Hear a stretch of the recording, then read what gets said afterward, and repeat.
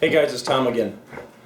You know, doesn't it really frustrate you when people start up a video and then right away they'll hack and cough? Sometimes I do that actually because we have dogs and I'm allergic to animals. But or they'll take a drink of coffee right at the beginning of their video. Doesn't that bug you?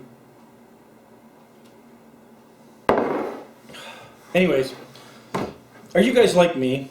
I am the world's biggest sucker. No, I'm not kidding you. I really am.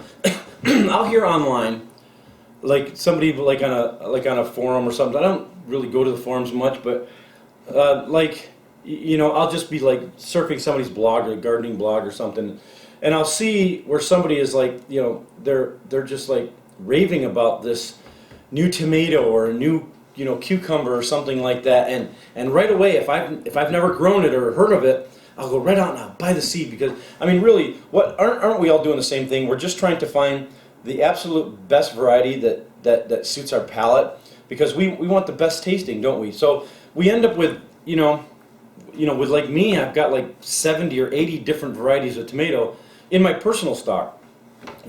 Now I'm not talking about like the stock that some people send us. We have these grow outs. What we do is we send seeds out to people, and like we'll send like 15 or 20 varieties of one tomato or whatever, and people will grow it out for us, and then they'll send back like 1,000 seeds, and it kind of builds our stock up. That way we can, like to community gardens, we like to give a lot of seeds away to community gardens, and that's how we build our stock, to be able to give away a lot of the seeds. So I'm not talking about that. With ones that we have like that, we buy these amber containers with the lid, and we have like from like 1 or 2 ounces all the way up to like 2 quarts, the big 2-quart ones, and the big 2-quart ones would be for like corn and beans. So if you have a lot of seeds like that, I mean, this is the way to go. If you have a huge stock of, if you've got thousands and thousands of, like aroma tomato, and you need to put your seeds in some, well then, yeah, this would be the way to go. But that's not what I'm talking about. I'm talking about my personal stock. And I collect so many seeds, and I think the reason why a lot of us collect so many seeds, because I think it gives us a sense of security, and I don't know why, thinking that the more seeds we have, the more varieties we have, maybe the more control we have over our lives. And I don't know, if there's an economic collapse or or anything, any kind of disaster, we like to be completely prepared. And so I don't know, maybe it's a pride thing that we all have, where the more we have. So, but anyways, that's what I'm talking about. I'm talking about my own personal stock.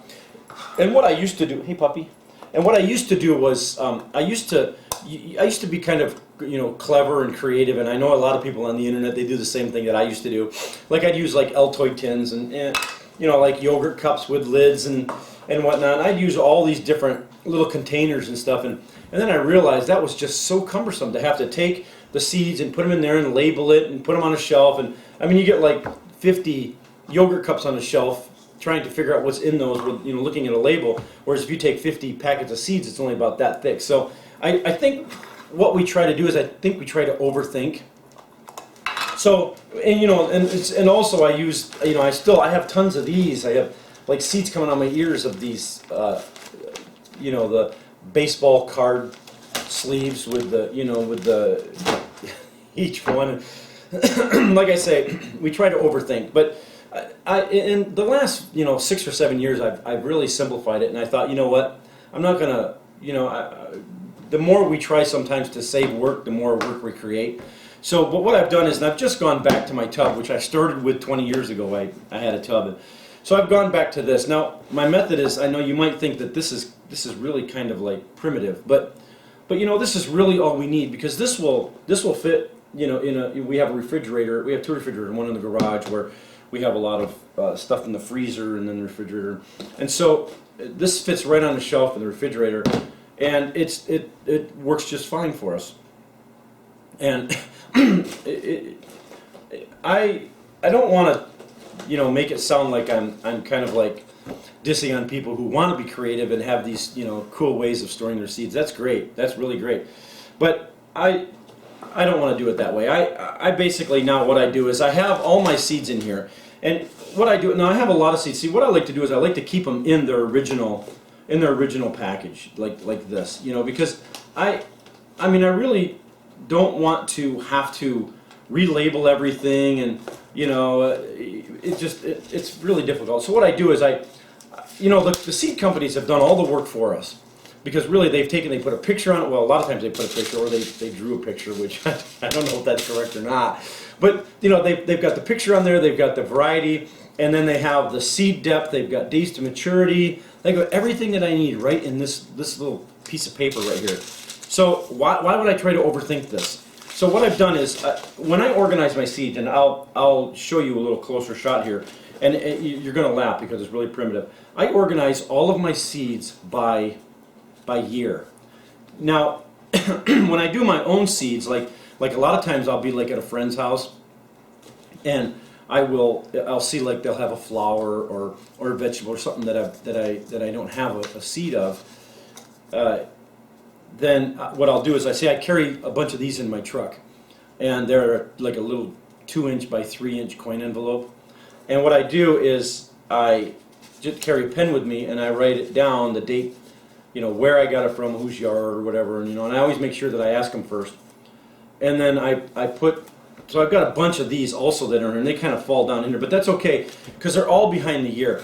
And then when I lay out my garden, my layout for my garden in the spring, well, actually in the winter time is when I do it, I go through my oldest seeds. Now I've got some seeds that go like some white currant tomato that goes back to 2007, so I do is I take my oldest year out, and I've got them all, you know, in a clump, and then I will lay them out, and I say, will any of these fit in my garden layout?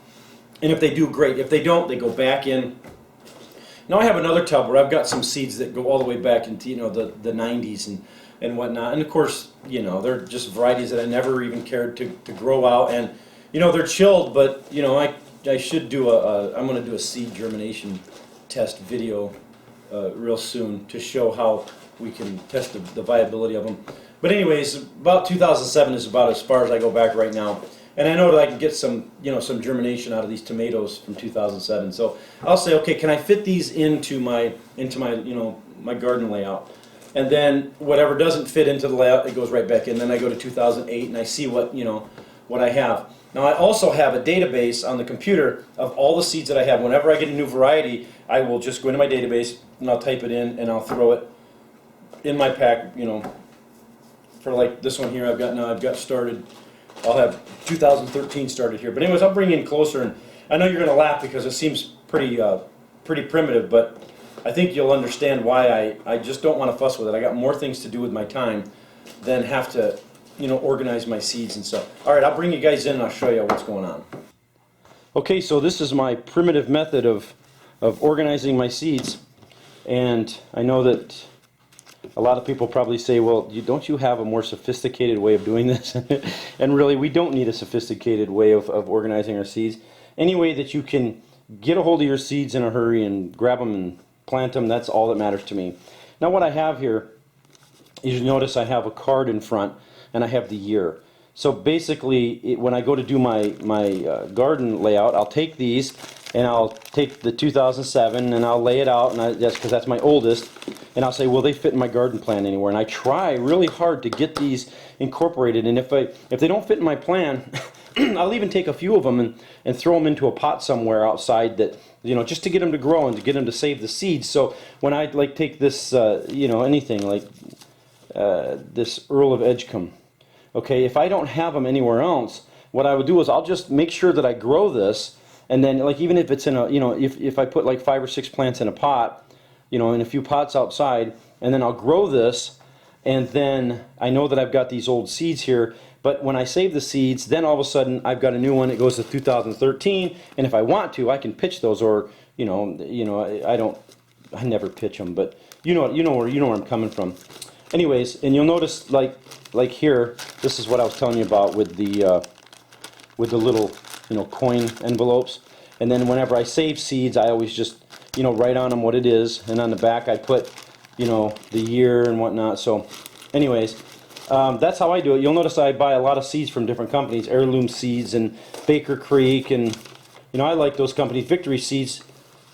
There's about 5 or 6 companies that I buy from, and I'm pretty comfortable with, like Seed Savers, Heirloom Seeds, Victory Seeds, companies like that. But you know, I've gotten to the point where I'm saving most of my own seeds anyways, and So a lot of these like people give me, and you'll notice like now I've got 2009, and you'll notice in here like, you know, I've got some that are getting, you know, they're close to the end here, like Golden Bantam corn, 2009. Now that's getting, you know, pretty old for corn. So I mean, it's, you know, I'm not going to get the greatest germination rate on those. So I take a lot of these and I say, you know, I got to get these planted. I got to get them out there, and I've got to save seed. So, you know, I kind of, you know, like with tomatoes. I mean, I've planted tomatoes that are 10 years old before with no problem. So I don't stress so much about that. So that the variety of, you know, whatever it is also comes into play.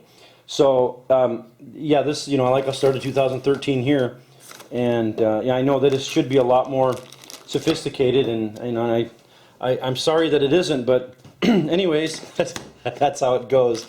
So anyways, there's my method of seed storage, and I'd like to see other people's method if they've got you know, a better way. But also, like I say too, is that whenever I get a new variety, I will take and put it, you know, in the back, and I'll enter it in the computer in my spreadsheet, and so I know everything that's in here at a given time.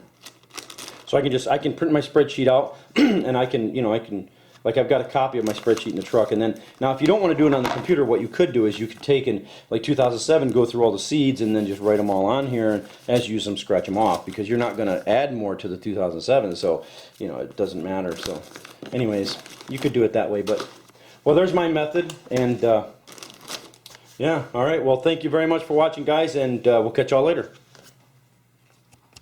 Be sure to stop over to growyourheirlooms.com, where we have podcasts, gardening Q&A, tips on year-round gardening, survival gardening, and current projects that are going on.